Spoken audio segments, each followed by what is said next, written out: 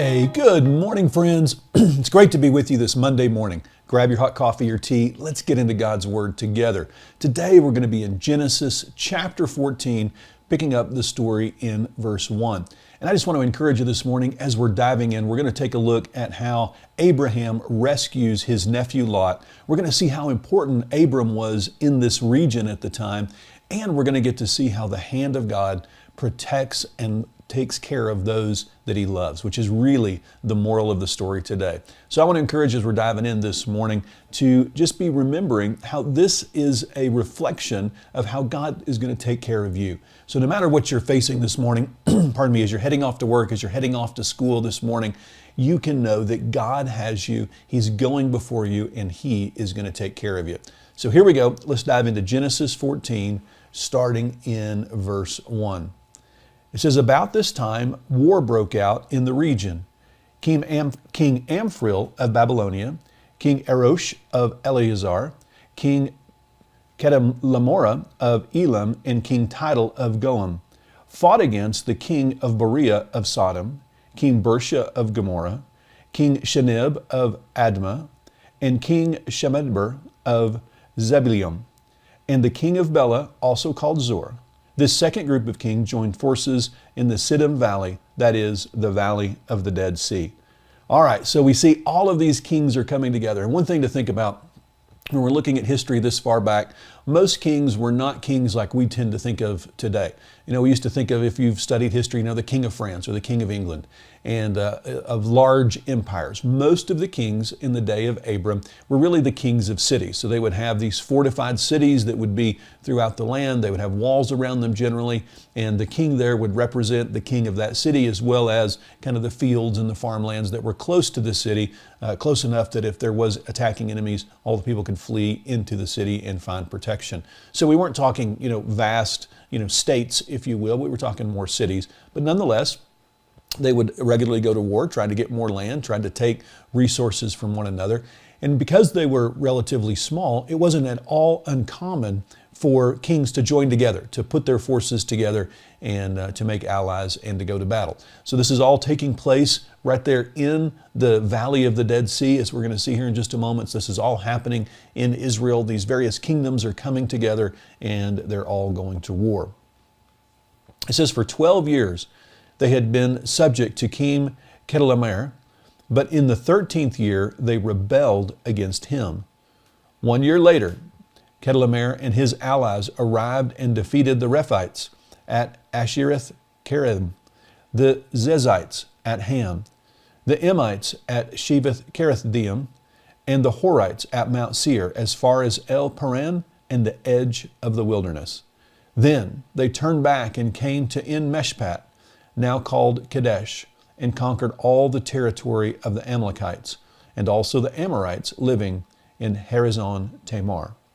Then the rebel kings of Sodom, Gomorrah, Admah, Zebulun, and Bela, also called Zor, prepared for battle in the Valley of the Dead Sea. Okay, now one thing I love too about the Bible, as it's giving us this history, this is a lot of detail that we're going into here. And we'll notice as we're moving further in Genesis, we get more and more and more detail. You know, when we had the story of Noah, we had a level of detail. Now we're getting more and more detail. Obviously, it's getting closer. The oral tradition that had been passed down was much more clear. And I suspect with this level of detail, there possibly was even some records that Moses might have been looking at as he was going back and tracking this. It says, they fought against King Kedorlaomer at Elam, King Tidal of Goim, and King Amphil of Babylonia, and King Erosh of Eleazar, 4 kings against 5. Now, as it happened, the Valley of the Dead Sea was filled with tar pits, and as the army of kings of Sodom and Gomorrah fled, some fell into the tar pits, while the rest escaped into the mountains. All right, so now we start hearing about the king of Sodom and the king of Gomorrah. Now, we're going to hear more later as we keep going through Genesis about Sodom and Gomorrah. You're going to remember this was the city that God destroyed because of their immorality. But here we see it earlier than that. We're here in the place of battle. They're in there, some tar pits that some of the armies fell in as they were trying to flee and run away. The victorious invaders then plundered Sodom and Gomorrah and headed for home, taking with them all the spoils of war and the food supplies. They also captured Lot, Abram's nephew, who lived in Sodom, and carried off everything that he owned. Okay, now we're getting to the crux of the story. Why are we going into all this detail? So we can get to the issue of Lot and, of course, ultimately Abram's rescue of his nephew Lot.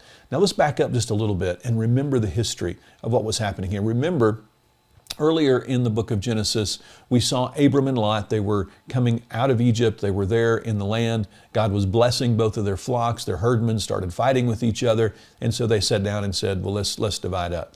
And Abram told Lot, you go wherever you want. You go to the left, I'll go to the right. You go to the right, I'll go to the left. And it says that Lot looked on the valley of the Dead Sea there, the Jordan Valley, and saw that it was good, and saw really what it did is he looked longingly at Sodom and Gomorrah. In other words, he was drawn to the immorality. He was drawn to the sin that was there. And we see this is exactly what happened. Lot had gone. He'd settled in Sodom, and everything that Lot owned was carried away along with Lot and his family. It says, but one of Lot's men escaped and reported everything to Abram the Hebrew, who was living near the oak grove belonging to Mamre the Amorite.